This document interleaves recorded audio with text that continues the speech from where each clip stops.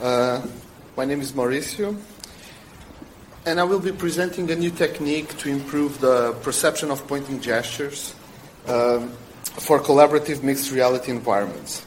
We call this technique Warping Deixis. I will start by discussing deixis, and then I will talk about warping. So, deixis, or deictic gestures, are a natural way to communicate objects, locations, and directions. That is, deixis is the gesture of pointing to communicate the target to others, and can be followed by words or not. For example, the one over there. Pointing gestures are very important in communication because they promote sharing of information. With a simple gesture, we can identify objects without going to long descriptions. And this is why this kind of non-verbal communication is the subject of study by the collaboration community. Being able to do pointing gestures improves collaboration and has a great impact on task performance when it is necessary to quickly identify objects that are close. However, there are two types of pointing gestures. Pointing to objects that are close to us, proximal pointing. There is no issue here because we can almost touch the targeted objects. That is not the case for distant objects. The gesture of pointing to distant objects, it's hard to interpret. Also, it can cause misunderstandings. A recent study by Herbert and Conde suggests that people systematically misunderstand pointing gestures because people performing pointing gestures and interpret them in different ways. Pointers seem to place the index finger on or close to a line connecting the eye and the referent. People do this to have a greater precision indicating the target, just like using an handgun. However, to interpret the gesture and determine the target, observers interpret pointing gestures by extrapolating the target using a vector defined by the arm and the index finger, which at a distance will be something completely different. So, if someone wants to communicate the target A, it's a little bit annoying that the other person realizes B as being the target. Actually, Herbert and Conde have determined that people are not very good at doing linear extrapolations, and so people usually perceive something between target B or C. And this is still not the target. This is not the original destination that the pointer was intended to. This position is also possible to calculate because Herbert and Conde contributed the mathematical model to determine with some certainty the place where people think the target is. So please see the paper for more details about this predictive model. So the implication of this is as follows.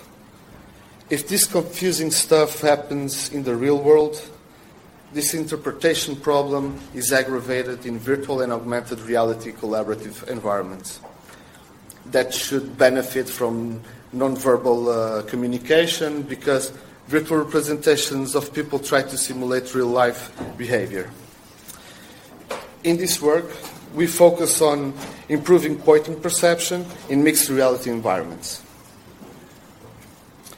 In virtual environments, people's representation can be avatars or 3D models animated by someone's movements, or complete 3D captures using point clouds.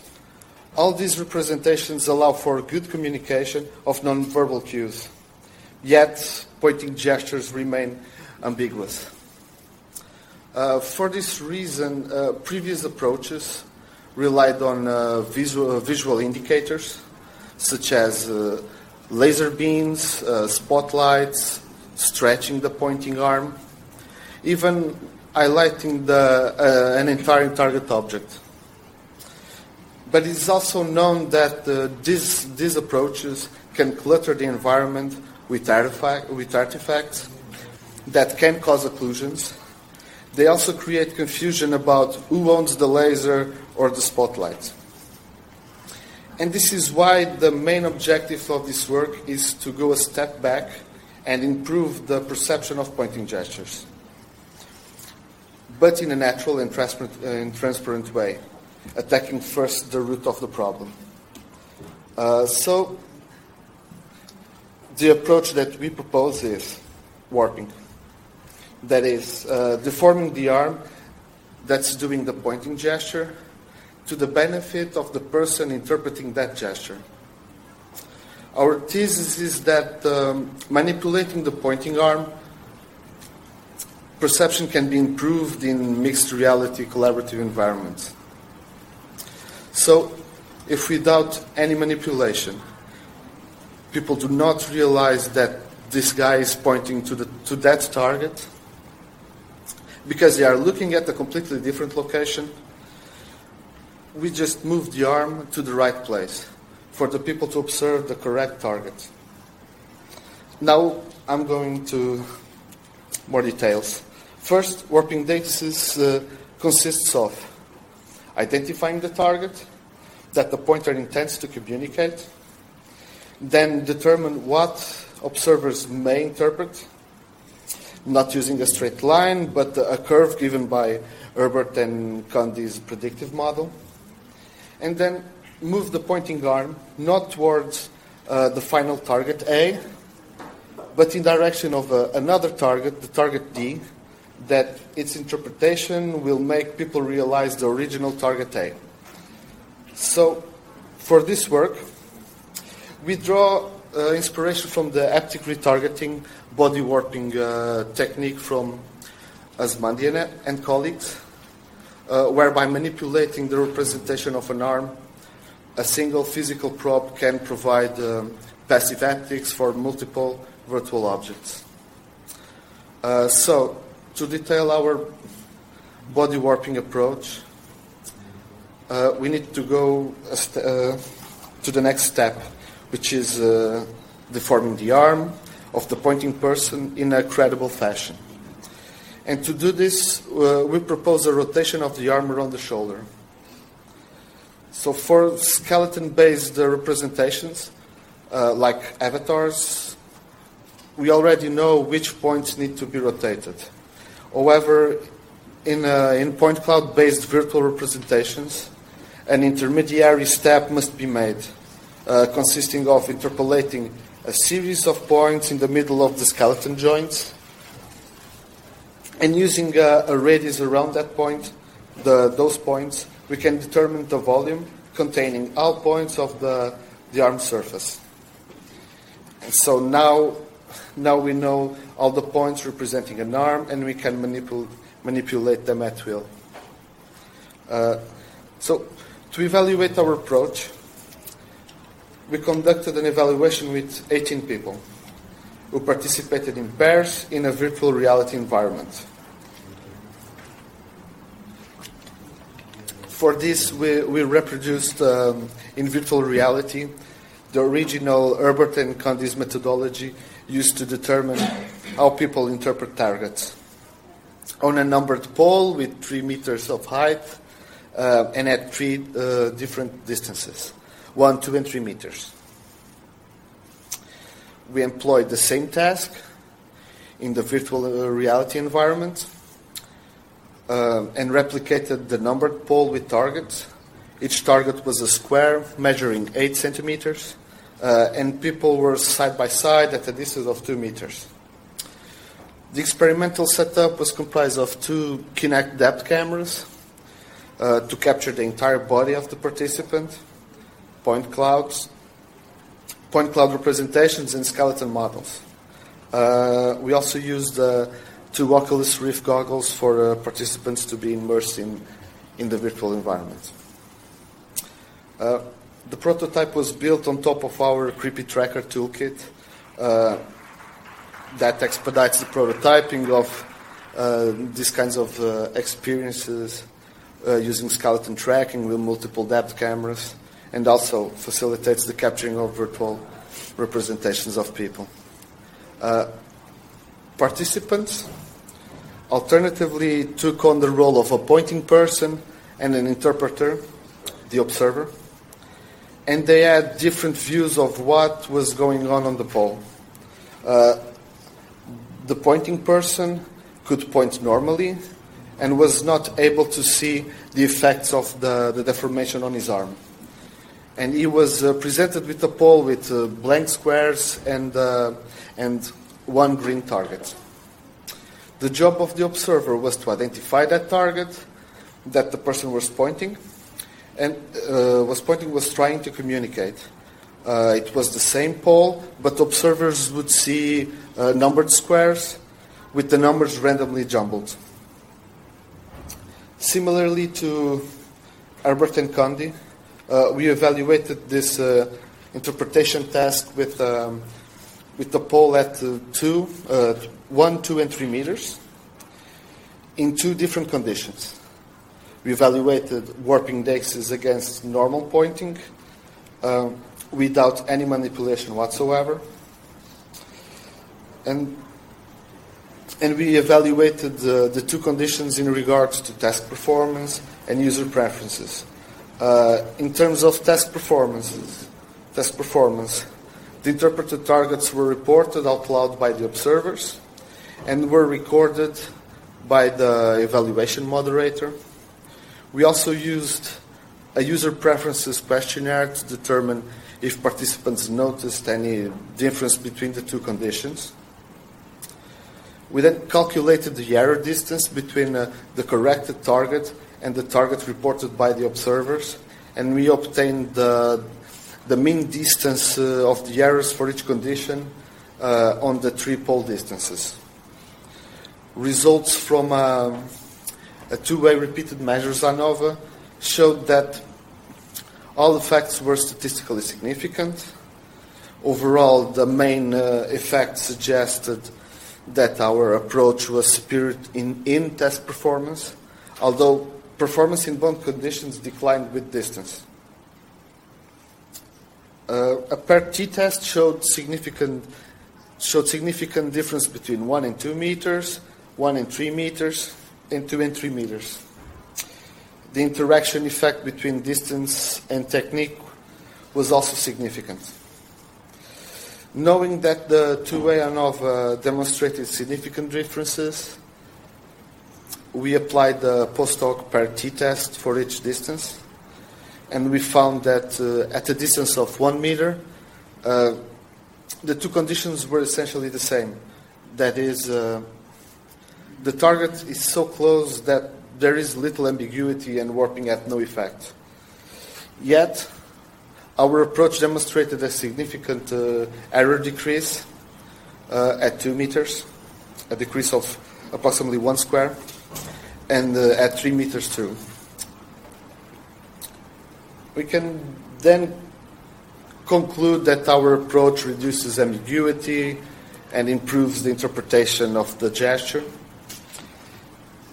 In regards to user preferences, we asked the participants to rate their level of presence and their colleagues' level of presence on a 6-point Likert scale. We also asked if they felt that they were pointing to where they wanted to point, and if it was easy to see where their partner was pointing.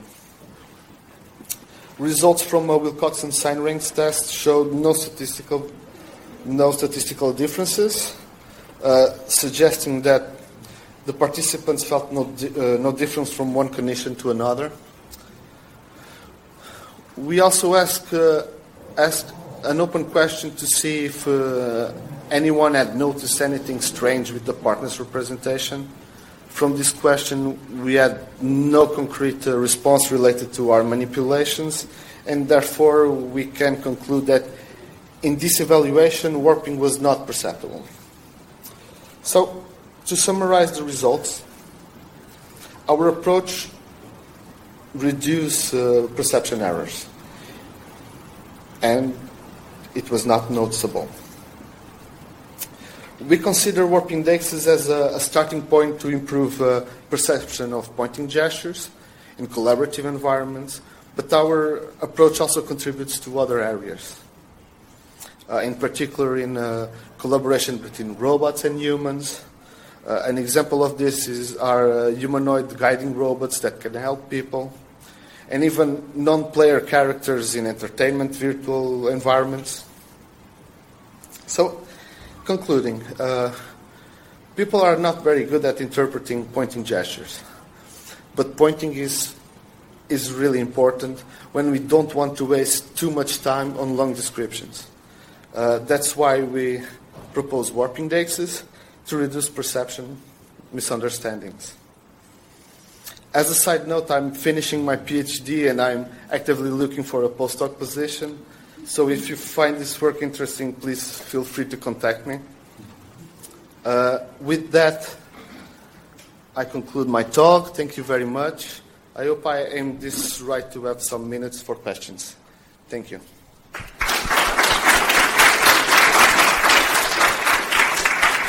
So we have the speaker over there. If you have any questions, please go ahead. And please say your name and affiliations before you ask the question.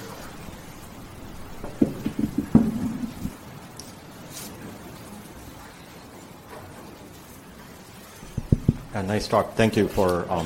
So my question. I'm Karthik Ramani from Purdue. So my question is related to sort of maybe having a virtual pointer off your hand, so the ambiguity is directly removed in terms of feedback to the other participants. Did you think of that approach? Because here you're sort of using a lot of geometry to sort of extrapolate and figure out and so on. But you know, if you had a virtual pointer or something like that, there's no ambiguity in terms of what you have to resolve, and the user will change his arm position to get it right. There's no ambiguity, but pointers. So the focus was to go a step further and first correct the arm. This is not incompatible with pointers. What we can with those kinds of gestures, with those pointers following the vector, the I index vector, they go. It's weird coming out of the end. More than that, there's those occlusion issues that I talked about, and with environments with multiple people, it's difficult to understand who is the owner of that those kinds of ray and pointers. Okay, yeah, thanks. I was sort of thinking of emanating from your hand itself and going there. Okay, yeah. Okay, we may have time for one more question. Okay, so actually I have a question. So have you considered the moving target? If a person is pointing to a moving target, will that make some difference? Yes, I've considered moving targets, yes. But we push that to future work. Great. Okay, thank you. Thank you.